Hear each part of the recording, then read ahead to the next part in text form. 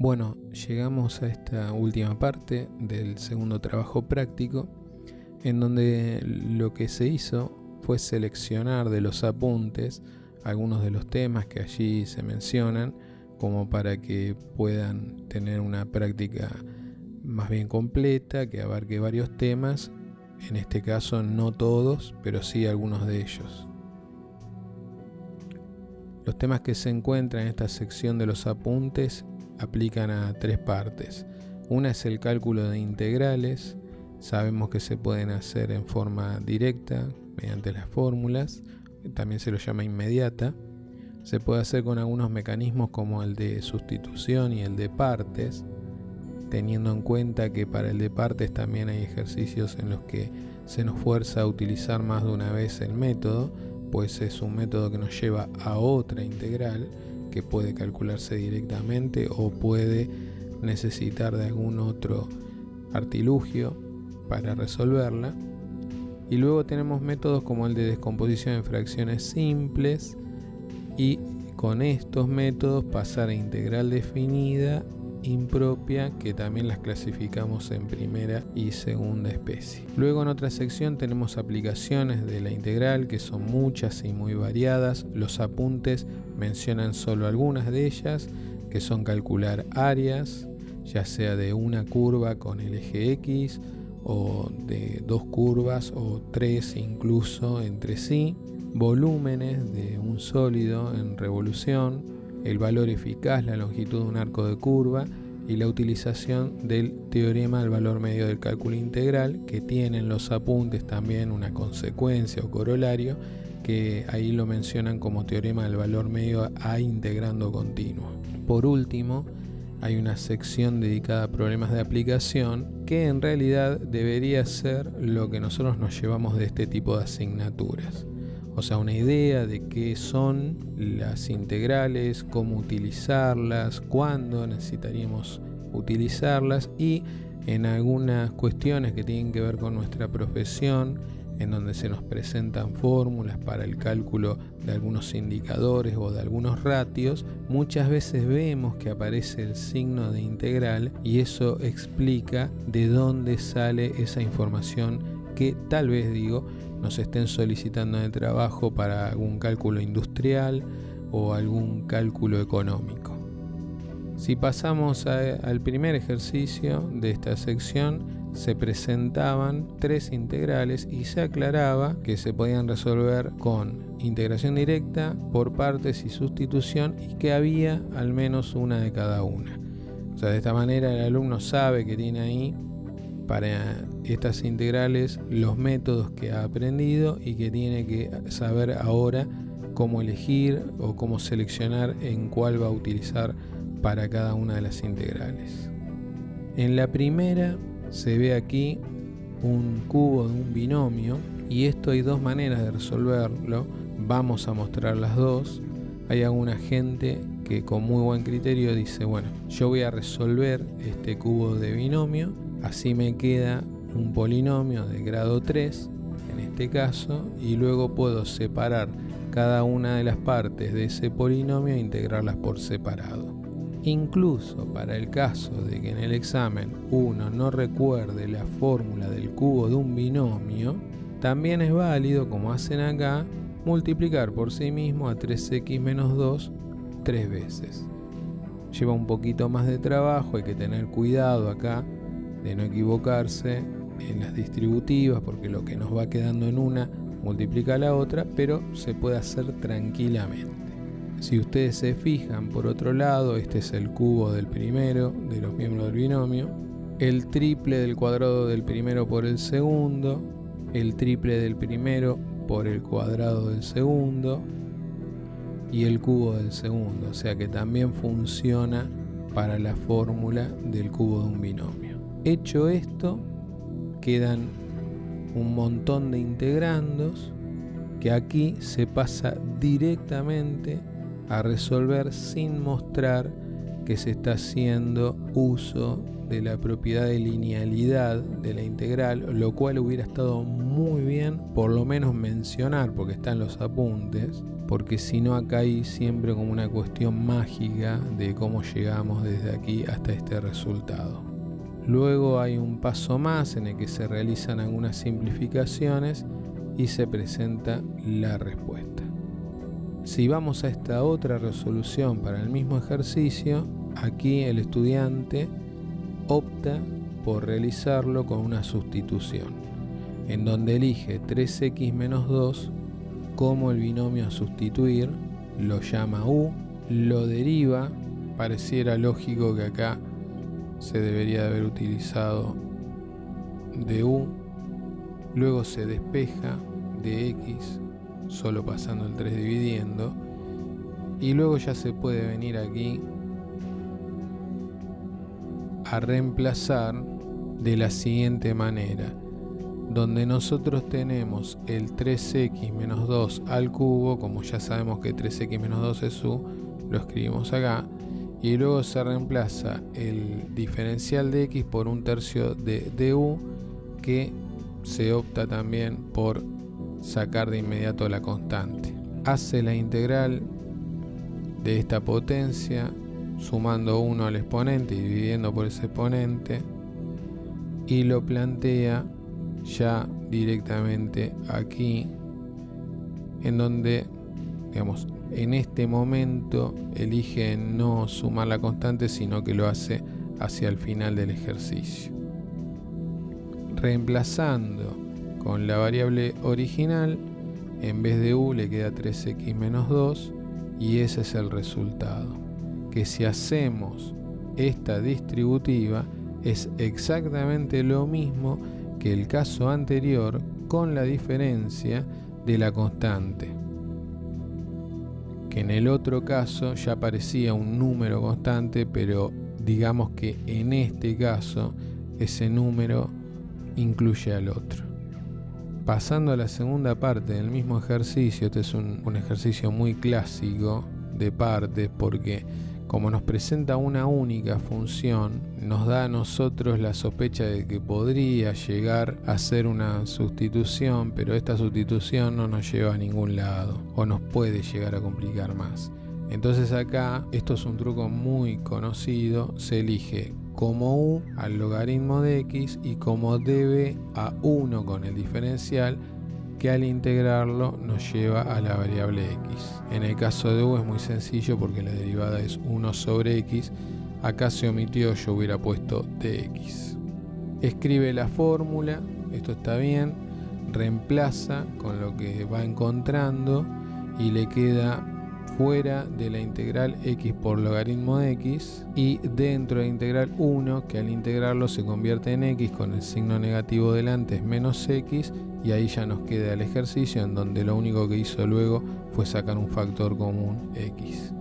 El último de los ejercicios de esta parte, yo fui seleccionando así de distintas entregas, es seno de x sobre 1 más 2 coseno de x. Aquí, digamos, para elegir hacerlo por sustitución, se elige 1 más 2 coseno de x para la sustitución.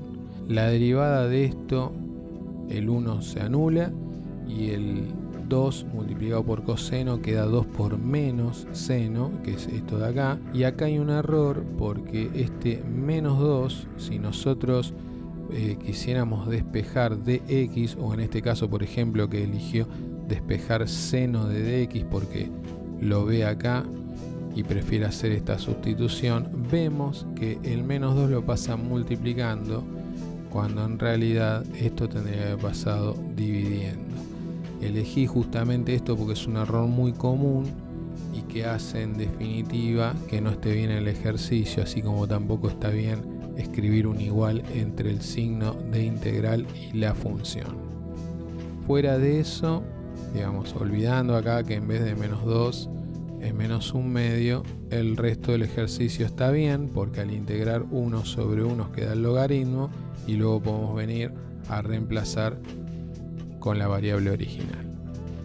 Aquí vemos el mismo ejercicio en donde toma como u lo mismo, 2 coseno de x más 1, ya lo deriva y al despejar, acá despeja dx, que es lo tradicional, Acá sí pasa el 2 dividiendo y seno, y la diferencia con el otro es que cuando lo reemplaza en el original, como por un lado tiene seno en el numerador y por el otro lado lo tiene en el denominador, se terminan simplificando, y por eso es que queda en la integral solamente la u, porque el otro queda simplificado.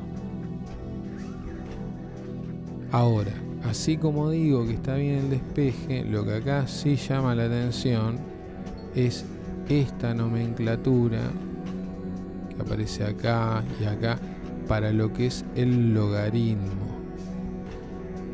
que no es una i. A veces nos confunde el tema de la tecla de la calculadora, que es LN, y esto mucha gente lo confunde con una i. En realidad esto es logaritmo natural, e incluso en algún texto de cálculo, creo que en Toma Apóstol por ejemplo, lo simplifican escribiendo L.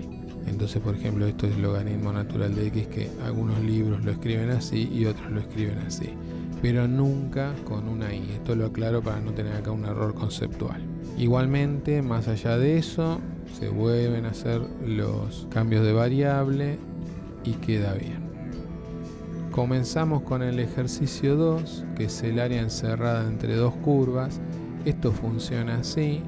Acá, por ejemplo, tenemos una cuadrática con un coeficiente principal negativo, o sea que va a quedar algo así, y una lineal también con un coeficiente negativo, o sea que va a venir así. Con lo cual, casi con total seguridad, vamos a tener que hallar un área encerrada entre las dos. De hecho, acá en la presentación aparece bien el gráfico, aparecen también los puntos de contacto. Acá lo que nos interesan son las abscisas, que son 0 y 2, y eso se hace siempre igualando las dos funciones y hallando las raíces. Acá tenemos una, que es 0, y acá tenemos otra, que es 2. Nos queda entonces planteada un área con una integral entre 0 y 2. Acá notamos que dice 3, pero acá tiene que ser 2. De hecho, una vez ya integrado, vemos que en Barrow se utiliza el 2, en donde es muy importante señalar dos cosas. Primero, que el área termina siendo el valor absoluto de lo que nos dé esto, porque si nosotros tenemos un área que está totalmente comprendida por debajo del eje X, el resultado nos daría negativo, pero nosotros tenemos que tomar el valor absoluto de ese resultado. Y lo otro a aclarar es que en esta resta que se hace, siempre estemos seguros de tomar aquí la función techo y aquí la función piso. Si tienen dudas sobre cuál elegir entre los valores 0 y 2, que son los extremos que tomamos en nuestra integral definida, se toma un valor intermedio, que eso figuraba en una tabla de valores anteriores, por ejemplo el 1, y se lo reemplaza en las dos funciones. La que da un resultado mayor es la que está como techo, y la que da un resultado menor es la que está como piso. Producto de esta resta nos queda esta versión de la función, ya que una vez que la integramos reemplazamos en Barrow con 2, acá está, y luego con 0, hacemos la resta de ambos y nos queda 1,33 o 4 tercios, que acá es muy importante, son unidades cuadradas. Pasamos entonces al último ejercicio de esta sección, que era el problema de aplicación. Para mí el más interesante o el más importante, pero también noto que es muchas veces el que más dificultades le trae a los alumnos, a pesar de ser un ejercicio, en este caso, muy sencillo. Primero, tenemos que empezar a entender los conceptos de la asignatura. Acá habla de razón de cambio. Esto de razón de cambio casi siempre a lo que hace referencia es una derivada. De hecho, es la razón de cambio del número de fallas en función del tiempo, y fíjense que la nomenclatura es la de una derivada. Es la derivada de la función de las fallas dividido el tiempo. En física esto es la velocidad. Nosotros tenemos la derivada del espacio recorrido en función del tiempo. Y geométricamente, ya está visto en los apuntes, es el cociente entre los incrementos de delta i y delta x, que para el caso de una derivada se lo lleva cada vez más cercano al punto de aplicación, quedándonos un límite del cociente incremental delta i sobre delta x, con delta x tendiendo a 0, que es el cambio instantáneo. Y ese es el concepto de la derivada, el cambio instantáneo que se produce en algo, en un momento o en una cantidad determinada. Entonces, si queremos verlo de alguna manera, esta fórmula lo que nos está representando es una derivada. Leamos las preguntas ahora. Primero tenemos un dato importante, que es que se sabe que al momento de implantar, o sea en el momento 0, las fallas serán 2. Esto es una vez que tenemos la función original. Y ahora les voy a comentar por qué. Porque nos dice encontrar la función que describe el número de fallas en función del tiempo. Esto es como que nos hubieran dado una velocidad de un móvil y nos piden que escribamos la función de recorrido. Lo que tenemos que hacer entonces es tomar la función que nos dan y hallar la integral. Sencillamente. O sea, es la integral entre 50 menos t por t menos 10 con respecto a la variable que es t. Con esto lo que vamos a tener es la función original. Claro, al realizar esto nosotros vamos a hacer acá una distributiva, nos va a quedar como un polinomio de grado 2, lo vamos a integrar, nos va a quedar un polinomio de grado 3 y nos va a quedar una constante, obviamente. Y para eso es que nos dan este dato importante, para que nosotros, una vez integrado esto, podamos poner en las t un 0, igualarlo a 2 y de esa manera sacar la constante de esa función. O sea que sencillamente había que hacer esa integral y con el resultado de la integral reemplazar en las t con un 0, igualar a 2 y despejar la constante, y ahí ya tenemos la función que describe el número de fallas a lo largo del tiempo. Aquí les dejo una versión ya distribuida de la función que está en integral y su integral.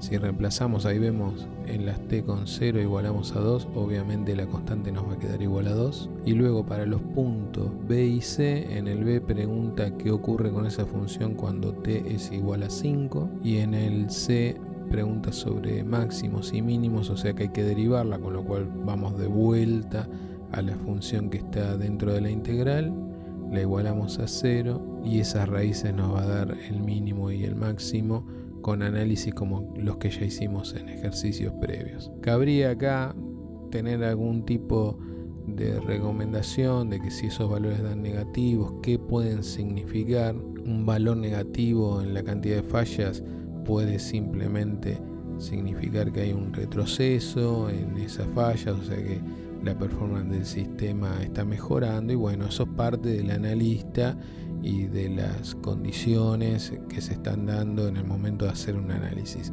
pero es un trabajo que tranquilamente se puede dar en un ámbito laboral.